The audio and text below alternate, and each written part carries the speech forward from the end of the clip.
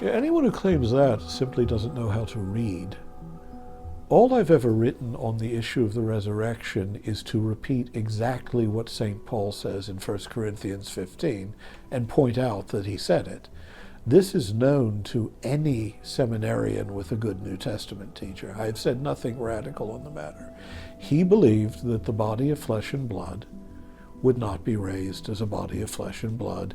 He didn't say it wouldn't be physical. He believed in a body, but it would be composed of something called spirit, which for him is not a disembodied, anti-corporeal something. It's an actual element of nature. It's breath, wind, spirit, life, mind, and it has a kind of ethereal constitution.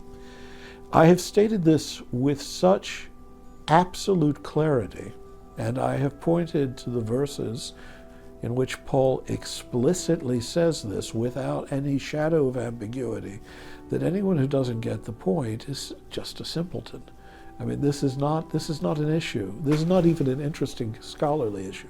There is absolutely no competent New Testament scholar who does not know this to be the case. It also fits, it simply is, he is a man of late antiquity. His metaphysics are largely Stoic, with a splash of what we would now think of as Middle Platonism. His categories differ from ours. But when he says flesh and blood cannot inherit the kingdom of heaven, that's what he means. When he says the body is an animal or psychical body that dies, but that what's raised is a pneumatic or spiritual body, differently constituted, devoid of flesh and blood, that's what he means. I have no theory about the resurrection of Jesus. I don't think it fits into the categories that we understand in terms of either physics or metaphysics, but definitely it has nothing, it certainly doesn't, I'm not denying a physical resurrection. I don't even know what that would mean, since resurrection obviously means the return, an embodied return. Now, for Paul, it's also quite possible that for him, resurrection also means ascent through the heavens. He doesn't distinguish the two. The spiritual body is raised from death and is also raised into the heavenly places. He seems to use the word anastasis and other terms as having that particular valence. I mean, of that broad spectrum of meanings.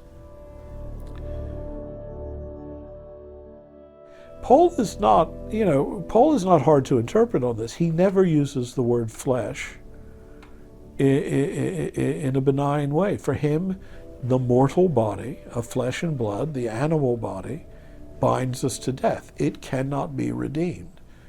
That is the metaphysics of his time. He takes it to be correct, that the animal body is inherently mortal.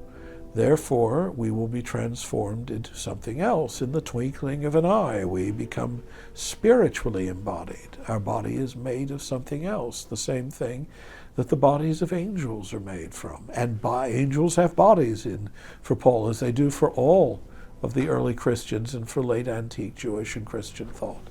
There's no such thing as anything wholly disembodied except God. Only God transcends corporeality in an absolute sense in early Christian thought.